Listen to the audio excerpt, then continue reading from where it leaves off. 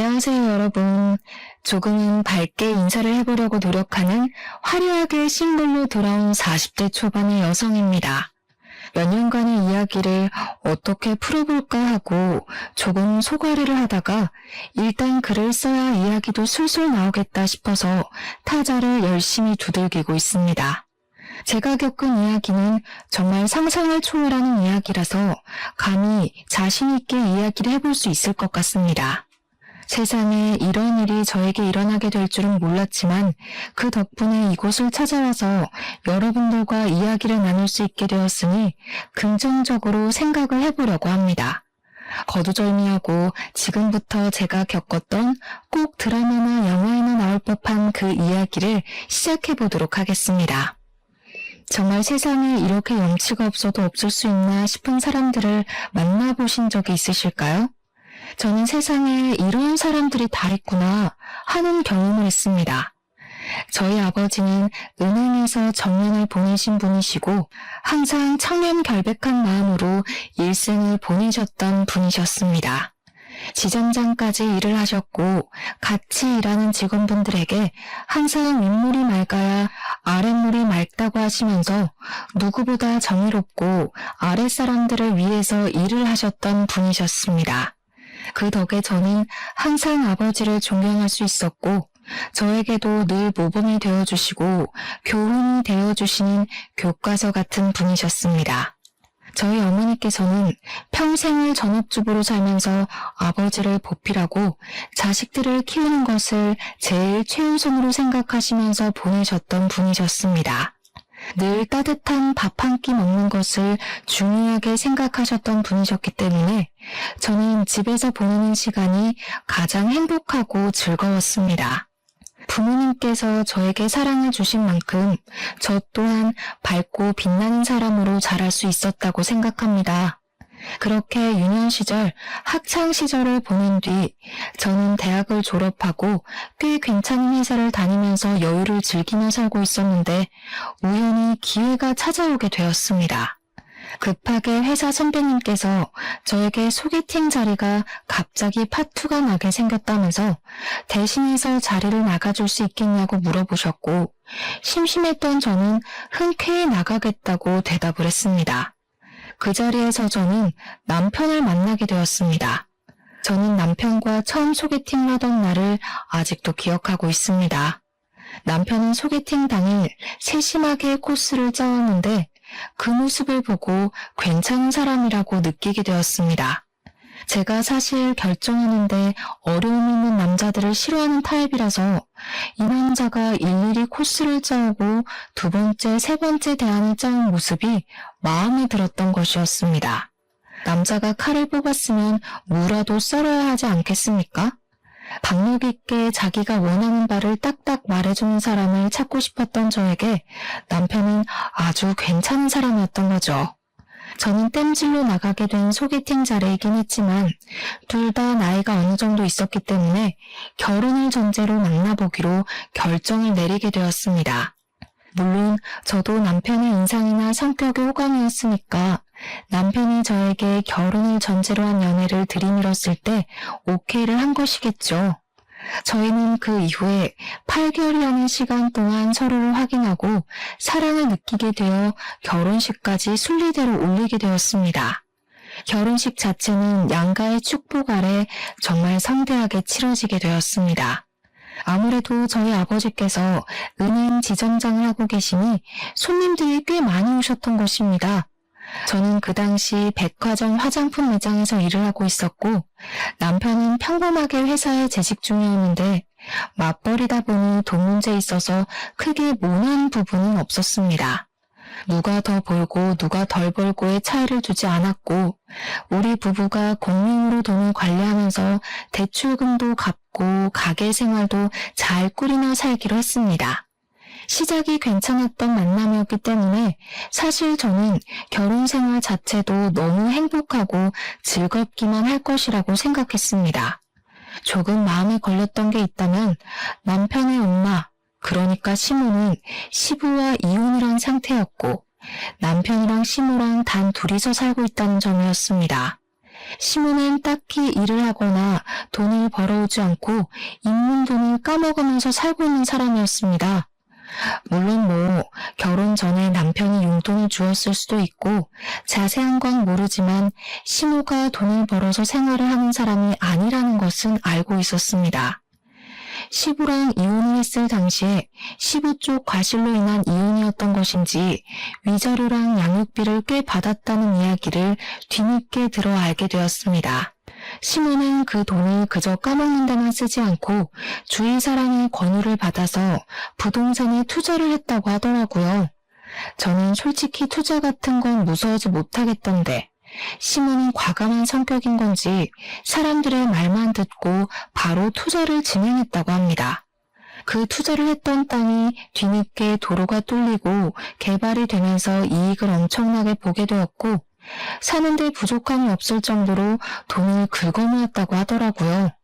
시모는 그 투자 하나가 잘 된 것에 기가 살아서 본인이 상당히 재테크를 잘하는 사람이라고 으스대는 걸 즐기고 사람들의 시선을 받는 걸 좋아하시는 분이었습니다. 저에게도 투자를 하고 싶거나 돈을 불리고 싶은 마음이 있으면 본인에게 와서 이야기를 하라고 하셨거든요. 하지만 제대로 공부한 사람도 아니었고 은근 팔랑귀인 부분이 있어서 주위에서 이게 괜찮다더라 하면 일단 투자를 하고 보는 리스크가 많은 투자를 하는 분이셨습니다. 저에게 으스대면서 통장에 돈을 쌓아두는 것만큼 바보 같은 짓 없다고 늘 말씀하셨지만 사실 부동산 투자라는 게 다 그렇지 않겠습니까? 어디가 개발된다더라, 어디에 뭐가 들어선다더라 하는 소문만 듣고 몰렸다가 이도저도 아니게 망하는 사람이 한둘도 아니고요. 그냥 시모는 우연히 주워들은 정보를 가지고 투자를 했던 땅이 재개발이 되면서 로또를 맞은 케이스, 그 이상 그 이하도 아니었습니다. 저는 저희 아버지께서 은행에서 오래 일을 하셨기 때문에 아버지의 투자 방식이 훨씬 더 마음에 들고 안정적이라고 생각을 하고 있었습니다. 단지 수익률은 시모보다 떨어질지 몰라도 아버지께서는 단돈 10,000원을 벌어도 손실이 나지 않는 곳으로 최대한 알아보고 일을 하셨습니다. 시모는 그런 단순한 노력도 없으면서 자기가 벌었던 돈에 대한 뽕으로 취해 사시는 분이었고요. 아무튼 집은 반반 대출로 얻게 되었는데 아버지가 일하시는 은행을 통해서 조금은 손쉽게 대출을 받아 얻을 수가 있었습니다. 사실 저희 부모님께서는 돈 싸들고 있어봐야 뭐하냐, 죽어서 들고 갈 것 아니라며 조금 도와주시겠다고 하셨지만 그 부분은 제가 딱 잘라 거절을 했습니다. 왜냐하면 돈이 있다고 투자를 외치시던 시모가 집을 구할 때가 되자 저희에게 단 한 푼도 도와줄 수 없다고 선언을 하시고는 바라지도 말라고 하셨거든요. 세상에 아파트를 매매하는 것만큼 실패한 투자가 없다면서 집값은 어떻게 될지 모르는 거라고 손해보기 싫다고 하셨습니다. 시모의 마음도 이해가 가지 않는 것은 아니었지만 아들이 결혼하는데 너무 매정한 것 같아서 서운함이 느껴지기도 했었습니다. 시모가 도와주지 않겠다고 선언을 한 상태에서 저희 부모님께서 도와주시겠다고 하셨고 저도 억울한 마음이 드는 것이 싫어서 거절을 했던 것이었습니다. 남편에게도 서로 양가해서 돕지 않겠다고 했으니 정확하게 반반 결혼을 하자고 했고 허례허식은 피하기로 결정을 내렸습니다. 하지만 인생사라는 게 저희 두 사람의 생각과 계획대로만 착착 진행이 될 리가 없지 않겠습니까? 언제는 저희에게 한 푼도 도와줄 수 없다고 딱 잘라 거절을 했던 시모가 어떻게 결혼을 하면서 시댁에 아무것도 안 할 수가 있냐고 하시더라고요.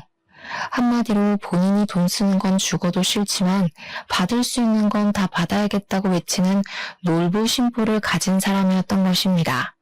저는 시모가 도와주지 않겠다고 먼저 이야기를 했었기 때문에 사실 받아칠 수 있는 말은 넘치고 넘쳤습니다. 하지만 더 골머리를 썩는 일이 생기게 되었는데 남편의 친부에게서 저에게 바로 연락이 온 것입니다.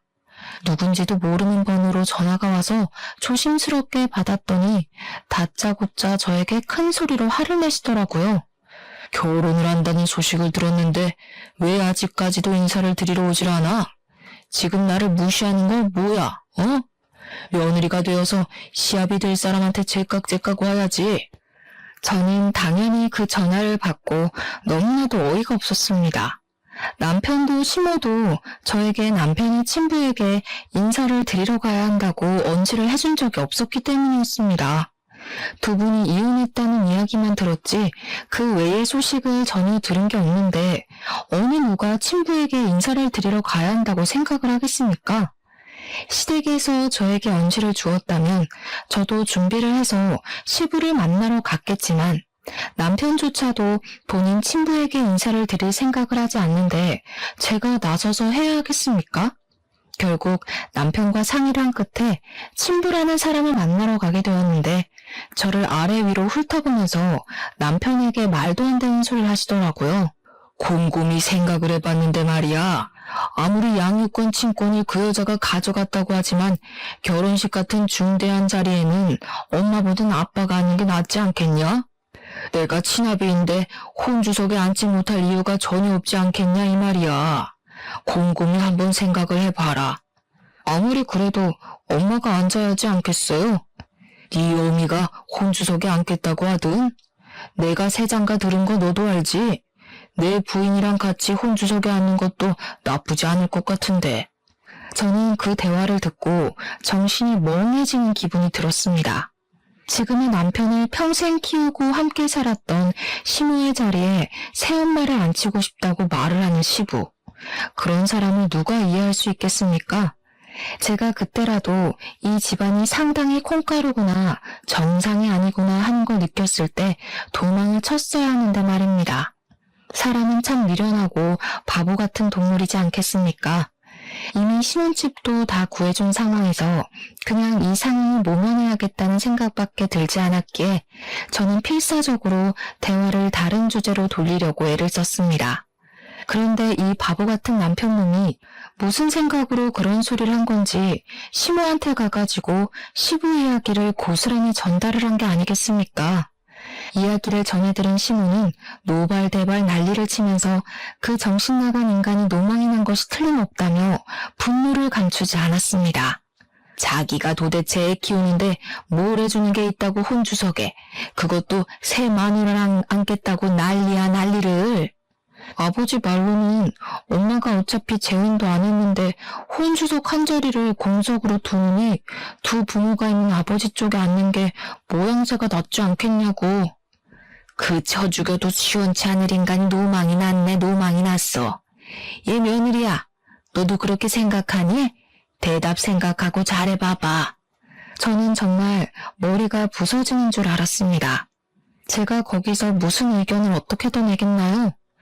결국에는 시모가 양육권이며 친권이며 전부 들고 있었고 남편을 평생 키워냈으니 시모가 혼주석에 앉기로 마무리가 되었습니다. 물론 어떻게 보면 당연한 이야기인데도 불구하고 이 문제로 거의 3주간 시모와 시부가 싸우고 난리를 쳤으니 제가 얼마나 힘들었겠습니까? 시부는 마지막으로 저에게 상견례 자리에 시모가 떡하니 가서 앉아 있었으니 자기네 집안이랑도 만날 수 있게 자리를 마련하라고 했습니다. 저희 부모님께 그 이야기를 전달할 때 얼마나 얼굴이 화끈거렸는지 모르겠습니다. 결국 시부가 원했던 대로 결혼 전에 시부네 가족들과 함께 간단하게 언약식 비슷한 스몰 웨딩을 준비하기로 했습니다.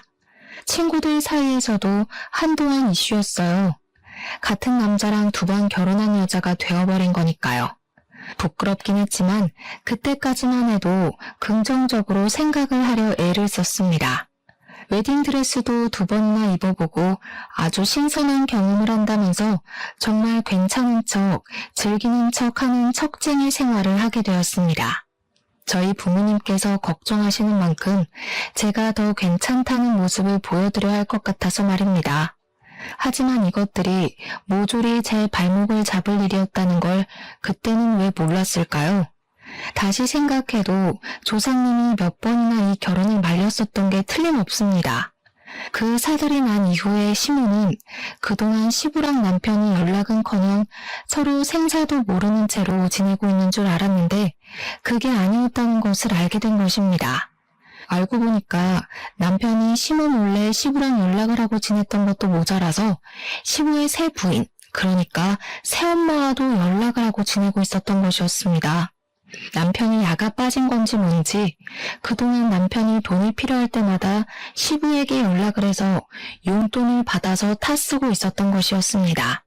시부는 용돈을 주면서 남편과의 관계를 유지하고 시모 몰래 틈틈이 만나서 밥도 먹고 시간을 보내고 있었던 것이었고요. 새 부인과 시부 사이에 자식이 들어서지 않았기 때문에 나중에 노후를 대비하는 마음에서 남편에게 효도를 바라고 있었던 것이었습니다. 본인들이 나중에 늙고 지쳐서 아무런 힘도 없고 할 수 있는 일이 사라질 때 본인들 수발을 들어주라면서 남편에게 돈을 주고 있었던 거죠. 참 그 부분도 어이가 없는 게 뭐냐면요.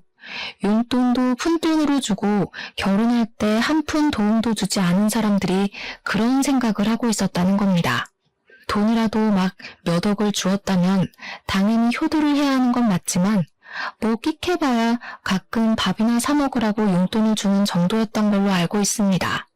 저한테는 시부의 행동이나 시모의 행동이 전부 염치가 없이 구는 것처럼 느껴졌다 이 말인 거죠. 게다가 저에게 용돈을 줬던 것도 아닌데 왜 우리 부부가 효도를 하길 바라는 건지 이해를 할 수 없었습니다. 나중에 이 사정에 대해 저희 집에서 전부 다 알게 되었고 정신 나간 거 아니냐는 부모님의 격한 반응이 나오기도 했었습니다. 제가 걱정을 하고 고민을 할 때마다 남편은 저를 안심시키면서 걱정하지 말라고 본인이 알아서 다 해줄 테니까 안심하라고 했었습니다. 하지만 여러분, 그 말이 그대로 잘 지켜졌다면 제가 왜 굳이 이 공간을 찾아와 이렇게 사연을 적어가고 있겠습니까? 시모고 새 부인이고 할 거 없이 저에게 연락이 와서는 주말에 뭐 할 예정이냐? 결혼도 했으니 둘이서만 놀지 말고 가족들끼리 같이 밥을 먹자고 권유를 하셨습니다. 시부의 새 부인이 저에게까지 연락을 뻗친다는 걸 알게 된 시모는 제가 그 가족들을 만나는 것은 자기를 무시하는 처사라고 절대 가지 말라고 반대를 하셨습니다. 사실 반대를 안 하셨어도 안 갔을 자리이긴 하지만 그 핑계를 대면서 시모는 주말에 저희 집에서 늘어붙기 시작하셨습니다.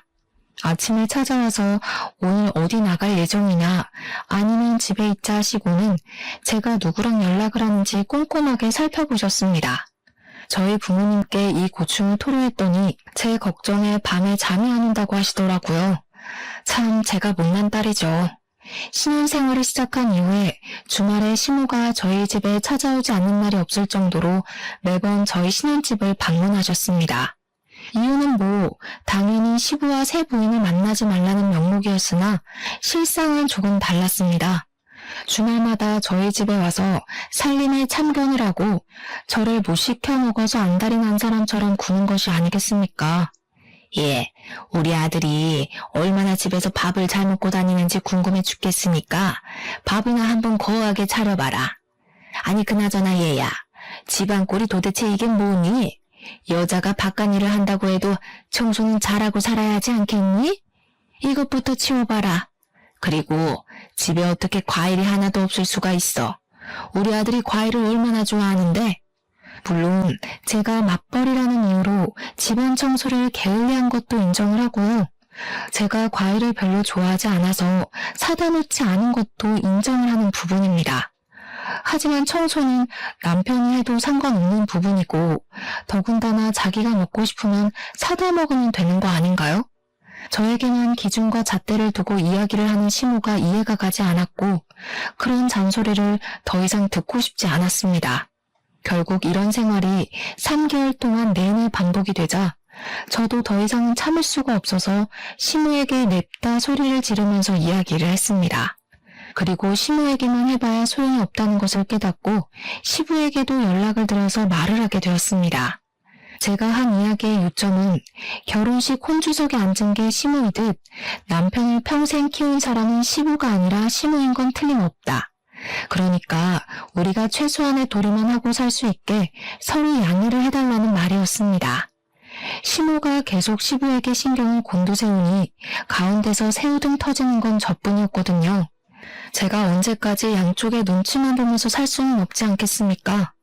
시모와 시부한테도 서로 알아듣게 잘 이야기를 했으니 주말에는 제발 집에서 가만히 시체처럼 쉴 수 있게 도와달라고 읍소를 했습니다. 정말 저희 부모님께도 그렇게 애원을 해본 적이 없는 것 같은데 말입니다.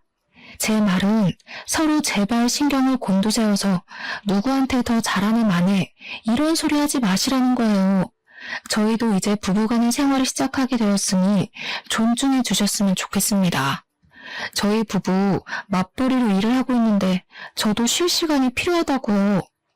제가 백화점 화장품 브랜드 매장에서 일을 하고 있었기 때문에 사실은 평일보다 주말이 더 바쁜 직종이긴 했습니다.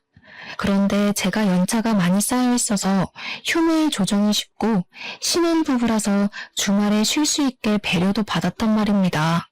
하지만 시모가 매번 그렇게 찾아와서 저를 감시하고 있는데 어떻게 쉬겠습니까?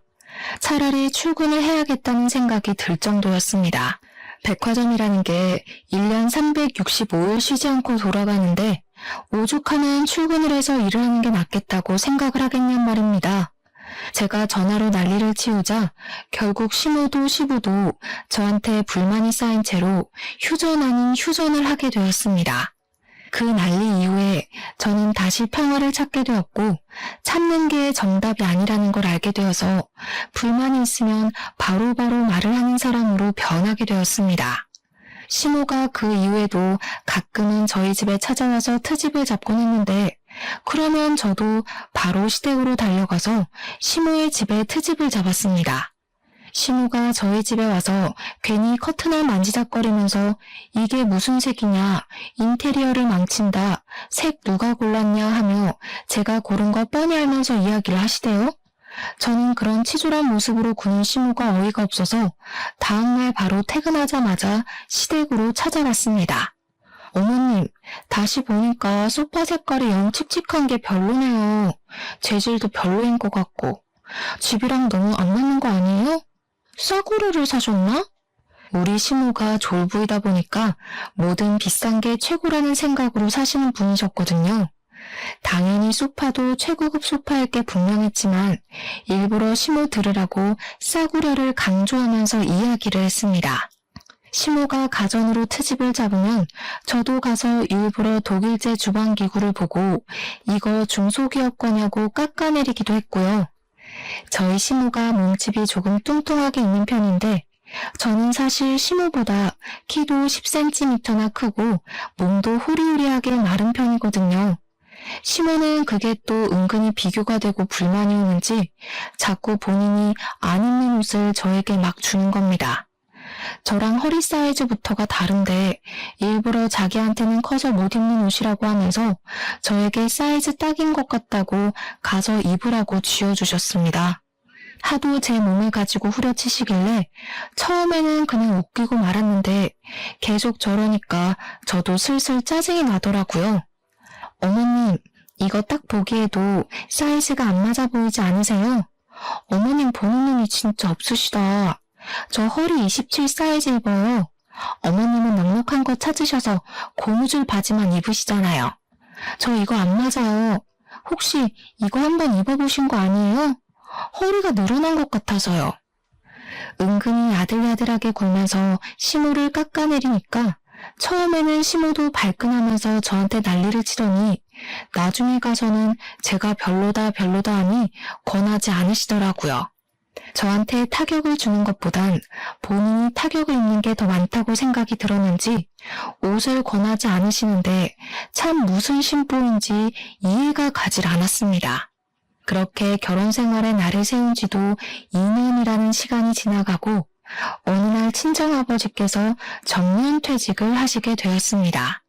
정년퇴직을 한 이후에는 퇴직금을 넉넉하게 받았기 때문에 그 돈을 어떻게 굴릴까 고민을 하시다가 친구분과 사업을 시작하셨습니다.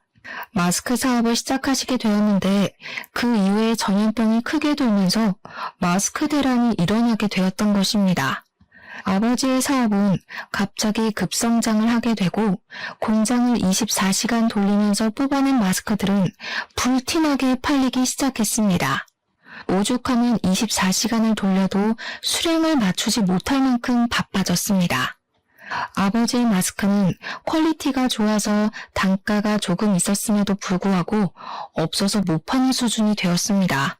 친정은 순식간에 떼부자가 되었고 아버지는 이 대란이 얼마나 가게 될지 모른다며 투자를 하기 시작하셨습니다. 이리저리 발로 뛰어 알아보신 결과 마스크 사업으로는 부족할 수 있다면서 원단 사업까지 손을 대셨습니다. 마스크에 들어가는 필터와 직결된 의료 원단 같은 사업이었는데 신소재 사업이었기 때문에 아버지가 보시기에는 미래가 밝다고 생각을 하신 것입니다. 나쁘지 않은 투자임이 틀림없다고 확신을 가지고 투자를 진행하시니까 저는 아버지 걱정을 전혀 하지 않았습니다. 문제가 살짝 있었다면 아버지의 사업이 잘 된 이후에 남편이 갑자기 생전하지 않던 사업 타령을 하기 시작했던 것이었습니다. 자기도 사업을 하고 싶다면서 저에게 좋은 아이템이 없냐고 매일같이 물어보는 게 아니겠습니까? 저는 솔직히 당황스러웠습니다. 자기 사업 아이템의 구성조차 못하는 사람이 갑자기 무슨 사업을 하겠다고 타령을 하는지 말입니다. 제가 남편에게 사업이라는 것이 그렇게 쉬운 일이 아니다, 잘 되기도 어렵다 하면서 생각을 접고 회사나 잘 다니라고 충고를 했습니다. 아버지의 마스크 공장은 쉴 틈 없이 잘 돌아갔고 수입해온 의료 원단들도 각종 회사에 팔려나가기 시작했습니다. 마스크뿐만 아니라 아이들 의복에도 들어가기 시작했고 아버지는 점점 은행에 다니던 시절보다 더 바쁘게 움직이셔야만 했습니다. 아버지의 사업이 잘 되면 잘 될수록 남편은 자기도 잘할 수 있을 것 같다며 이유도 모를 자신감에 휩싸이기 시작했습니다.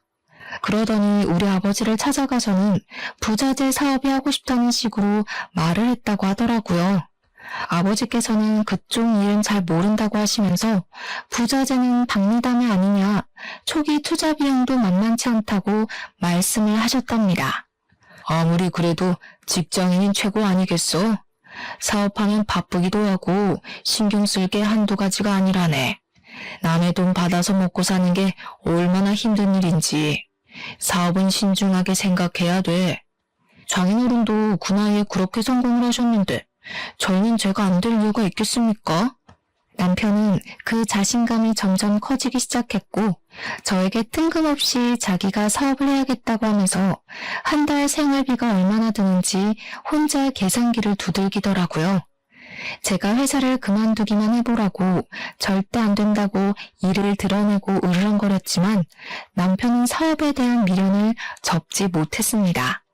한술 더 떠서 시모가 글쎄 남편에게 남자가 사업하면 좋지 않겠냐고 투자를 해주겠다고 선뜻 말씀을 하셨습니다. 아니 투자를 할 돈이 있으면 우리 집 대출금이나 좀 갚아주지 말입니다.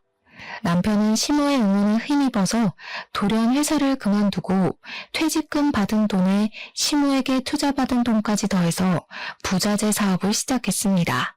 마스크가 불티나게 팔리게 되면서 사람들이 액세서리를 찾기 시작했고 더불어 마스크 줄이 같이 팔리게 되었는데 남편은 그걸 노린 것이었습니다.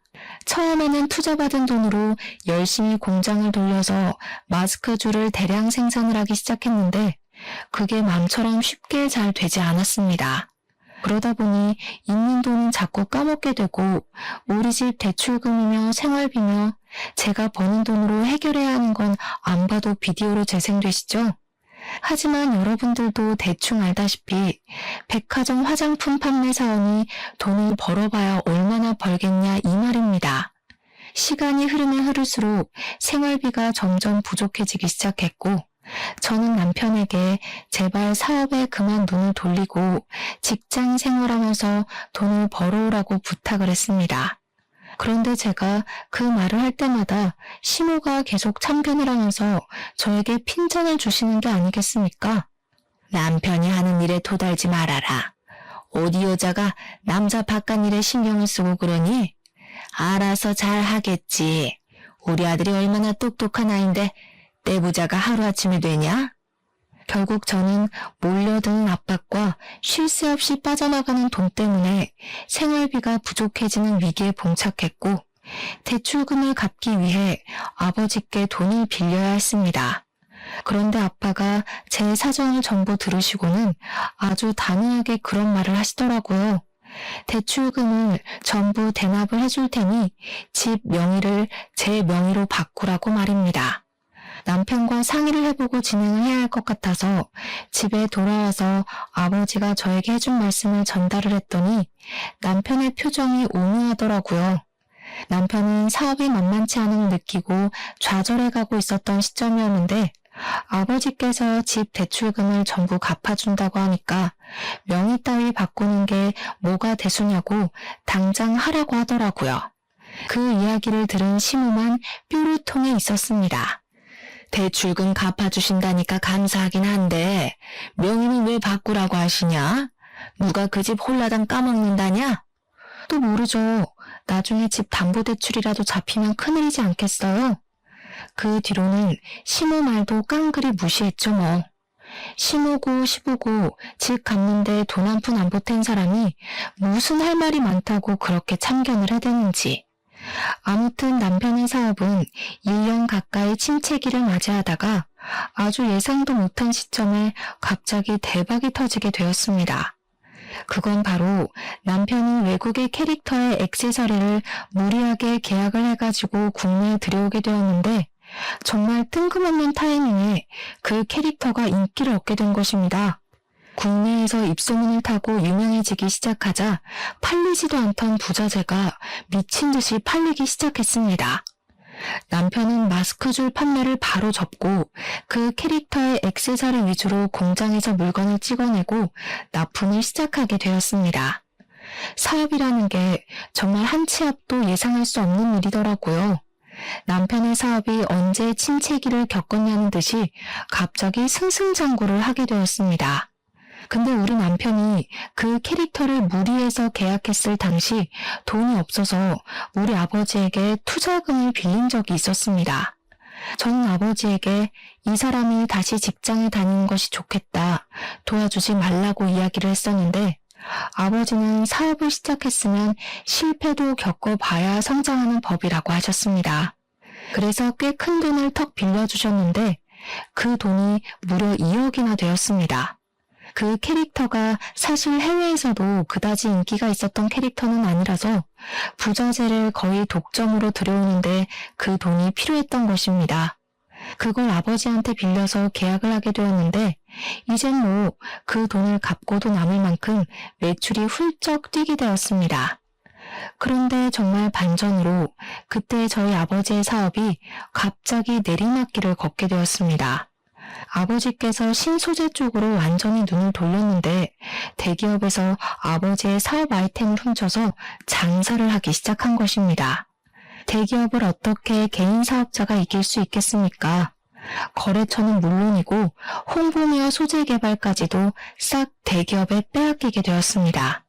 그때쯤 마스크 사업도 공장들이 풀가동을 하면서 수요가 확 줄게 되었고요. 아버지의 사업이 크게 휘청하게 되었는데 남편의 사업은 나날이 고공행진을 하고 있었습니다.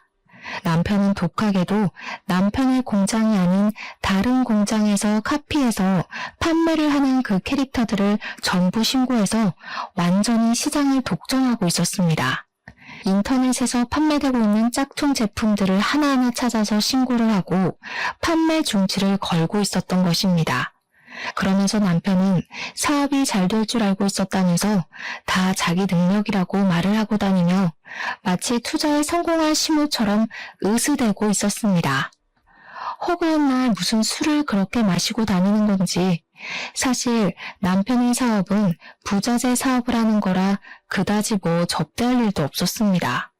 그럼에도 불구하고 무슨 맨날 접대를 하러 다닌다고 하면서 집에 늦게 들어오는 건 물론이고 매일같이 술에 취해서 개가 되어 들어왔습니다. 저는 그런 남편을 잡고 부탁을 했습니다. 지금 우리 아버지의 사업이 많이 힘들다고 하는데 돈을 좀 빌려주면 안 되겠냐고 말입니다. 사실 남편도 저희 아버지에게 투자금을 빌린 게 있으니 갚아야 하는 게 도리 아니겠습니까? 그러자 남편은 자기도 많이 버는 것 같지만 직원들 월급 주고 하면 남는 게 없다면서 조금만 더 기다려보라며 자리를 회피하길 반복하더라고요. 아버지의 공장이 굴러가고 있긴 했지만 자꾸만 적자가 나는 상황이었고 결국에는 공장을 정리해야 할 것 같다고 이야기를 하셨습니다. 그래도 그간 투자가 불려놓은 재산이 있어서 크게 망하고 빚이 생기고 한 것은 아니었지만 저는 마음이 정말 너무 안타까워 어쩔 줄을 몰랐습니다. 남편에게 일부라도 투자금을 상환해 주기를 부탁하기도 했었습니다. 2억이 갑자기 생기면 부모님의 노후 자금으로 충분할 것 같다고 생각을 했기 때문에 남편을 붙잡고 진지하게 이야기를 한 것입니다. 남편은 알겠다고 하면서 매달 돈을 갚아 나가겠다고 약속을 했는데 참 나중에 아버지께 들어서 알게 되었습니다. 우리 남편이 투자금을 갚겠다고 하면서 매달 50만 원이라는 돈을 보냈다는 것입니다. 거기서 저는 이성을 잃었죠. 시모는 본인 아들이 매달 50만 원을 보내는 것에 감사할 줄 알아야지 가족들끼리 돈 문제로 얼굴 붉히고 따지는 게 아니라는 식으로 말을 하시더라고요. 저는 남편이 우리 아버지에게 빌린 돈을 갚아야 하는 건 당연한 거다. 어려울 때 도움을 받았으니 우리 아버지 사업이 어려울 때 도와야 하는 거라고 했습니다. 하지만 시모는 저의 그런 생각 자체가 틀려먹은 것이라고 이야기를 하는 것이 아니겠습니까? 하루는 시모가 우리 집에 참견을 하러 오셨다가 지갑을 두고 가시는 바람에 제가 시모의 집으로 오랜만에 방문을 하게 되었습니다. 사실 지갑만 두고 나오려고 했는데 현관에 있던 주문이 바뀐 걸 보고 우아해서 집으로 들어가게 되었습니다. 저 정말 너무 깜짝 놀랐잖아요. 시몬의 집 가구며 가전이며 전부 새 걸로 싹 바뀌어 있었거든요. 어머님, 이게 다 뭐예요? 집 인테리어가 싹 바뀌었네요. 그러니까 시모가 갑자기 동공이 막 흔들리면서 너무나도 당황을 하시는 게 아니겠습니까? 그냥 바꿨으면 바꿨다고 하면 되는데 말입니다. 그 순간 저에게 촉이라는 게 싹 꽂혀 들어왔는데 냉장고, TV, 공기청정기, 세탁기, 건조기, 청소기 전부 새 것으로 바뀐 게 시모가 무슨 돈이 있어서 이걸 다 샀나 싶더라고요. 물론 시모도 바꾸려면 한 번에 바꿀 재력이 없는 건 아니지만 평소에 가전 바꾸는 것에 그다지 신경을 쓰지 않던 분이셨거든요. 이거 혹시 전부 남편이 바꿔준 거예요? 아니, 우리 아들이 혼자 사는 내가 적적해 보인다고 사줬다 왜? 너무 당당하게 이야기를 하시는데 우리 아버지한테는 돈 없다고 한 달에 고작 50만 원 보내는 주제에 몇백, 아니 몇천만 원을 줘가면서 시댁 가구를 바꿔준 게 말이 됩니까? 그것도 멀쩡하게 잘 쓸 수 있는 상품들을. 죄다 새 걸로 교체를 했다는 게 사치 그 이상도 이하도 아니게 느껴졌습니다. 저는 그때 남편에게 정말 조금 남아있던 정까지 모두 다 털려버렸습니다. 저는 바로 친정으로 찾아가 이 모든 사실을 이야기를 했습니다. 아버지, 나 이혼하고 싶은데 지금 살고 있는 집 명의가 제 명의지 않겠어요? 그러니 이혼하고 이 집 팔아서 아버지 사업 급한 불을 끄면 어때요? 아버지께서는 제가 이혼하고 싶어하는 이유에 대해 쭉 들어보시더니 곰곰이 생각을 하기 시작하셨습니다. 한참 뒤에 벌떡 일어나셔서 저에게 무슨 종이를 하나 내밀면서 도저히 괘씸해서 안 되겠다고 이대로 이혼만 하면 억울하지 않겠냐고 하시더라고요.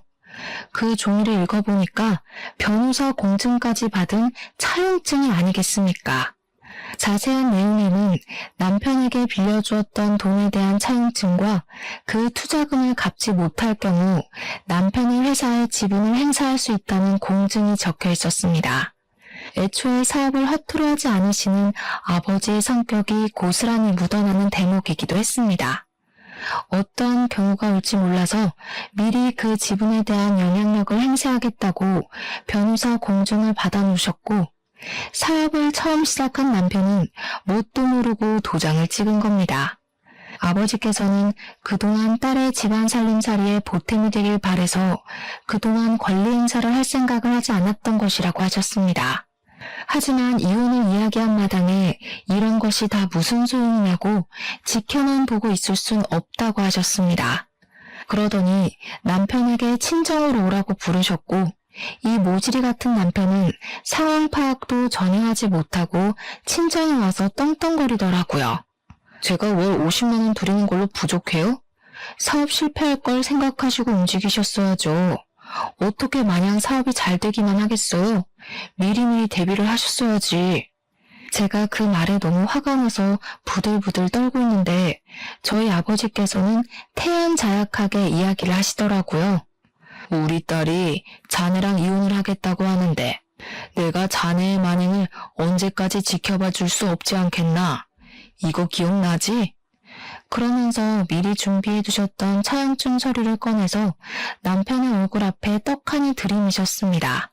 남편이 그걸 읽더니 무척이나 당황해하면서 머리를 긁더라고요. 아, 저도 기억이 나긴 하는데요. 이것도 당장 갚을 돈이 있어야지 갚지 않겠습니까? 아시다시피 저도 매달 50만 원 드리는 게 버거워서요.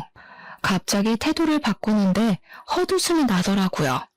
이렇게 염치도 없고 눈치도 없는 새끼랑 그 시간을 어떻게 버티며 보낸 건지 참으로 제가 미련스럽고 바보같이 느껴졌습니다. 아버지께서는 오히려 여유롭게 남편에게 이야기를 하셨습니다. 그럼 내가 사업에 대한 권리를 찾아오는 수밖에 없겠구먼. 투자금 2억에 대한 기본 35%만큼의 권리를 행사하도록 하겠네. 수익도 당연히 그만큼 나에게 나눠야 할 것이고 자네가 하고 있는 캐릭터 사업에 대한 저작권 또한 나눠 가지는 게 좋겠군. 아니, 35%나 행사를 하시겠다고요? 자네 처음 사업할 때 얼마 들고 했나? 내가 투자해준 2억이 거의 반 이상이라고 알고 있는데 말이야. 내가 35%로 정한 것도 우리 딸을 위해서 했던 거지.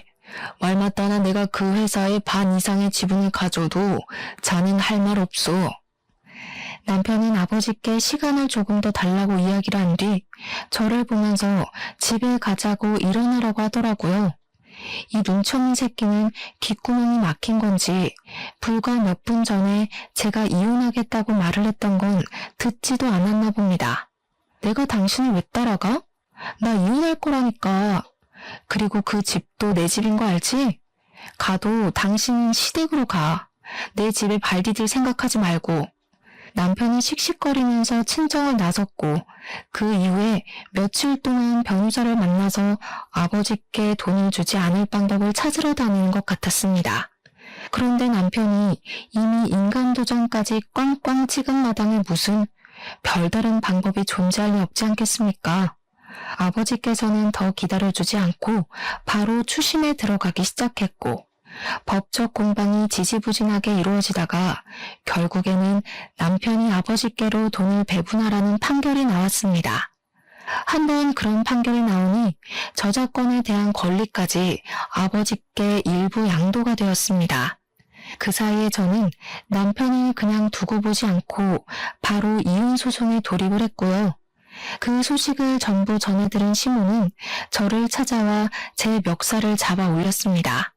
배은망덕하게 여태 같이 살아준 남편을 배신하고 돈독이 올라서는. 그 말에 너무 열이 받은 저는 시모의 멱살을 같이 잡아 올렸습니다. 제가 그렇게 힘이 셀 거라고 예상을 못한 건지 시모는 놀라서 어쩔 줄 몰라 하더라고요. 지금 누가 누구 보고 배은망덕을 입에 올리는 겁니까? 투자금 받을 때는 세상 효자인 척하면서 평생 효도하겠다고 하더니 월에 50만 원을 줘요? 꼴랑? 시몬의 집에 있는 가정가구들은 몇 천만 원 주고 싹 바꿔주면서 돈 없다고 난리를 피우는 게 효도입니까?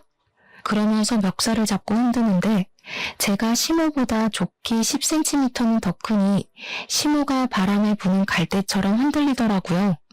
결국 그날 시모는 본전도 못 찾고 돌아가고 남편은 저희 아버지께 수익 배분을 시작했으며 아버지는 그 캐릭터에 대한 사용권을 인정받았습니다. 남편 보란 듯이 마스크며 뭐며 그 캐릭터들을 죄다 찍어내기 시작했습니다. 거기다가 일부러 다른 업체들이 사용할 수 있도록 저작권의 다중계약을 찍어내기 시작했습니다. 당연히 아버지께서도 지분을 인정받았기에 법적으로 아무런 문제가 되지 않더라고요. 당연히 이쪽 저쪽 업체마다 아버지께 연락이 와서 캐릭터의 사용권에 대한 계약을 하기 시작했고, 시장에 별로 풀리지 않았던 상품들이 마구잡이로 쏟아지기 시작했습니다. 공급되는 양이 늘어나니까 당연히 남편의 사업권 또한 똥값이 되었습니다. 아버지께서는 그 틈에 사업을 전부 정리하셨고, 저 또한 값이 오른 신혼집을 팔아서 정리하고 친정으로 들어왔습니다. 전부 다 정리를 마치고 나니까 직원들 퇴직금을 전부 정산해주고도 넉넉하게 먹고 살 만큼의 돈이 남더라고요. 남편은 그 이후에 점점 입지가 좁아지기 시작했고, 캐릭터 사업으로 인해 갑질을 했던 부분으로 인해 사업에 차질이 생겼습니다. 남편의 사업이 빚더미에 앉자 시모가 땅 투기를 해서 벌어두었던 돈까지 모두 날렸다고 하더라고요. 시부는 당연히 손 뗐고요. 사람의 은혜를 받았으면 당연히 베풀 줄도 알아야 하는 것 아니겠습니까? 염치도 없는 인간들이 제대로 벌받은 거죠. 개구리 올챙이적 시절 기억 못한다고 남편과 시모가 결국 이 사달이 나서 쫄딱 망할 줄 알았습니다. 제 속이 시원해지고 나니까 이렇게 속풀이 사연도 올려볼 수 있게 되었네요. 모쪼록 평안한 하루 보내시고 받은 게 있으면 그만큼 베풀 줄도 아는 여러분이 되길 바라면서 이만 글을 줄이겠습니다.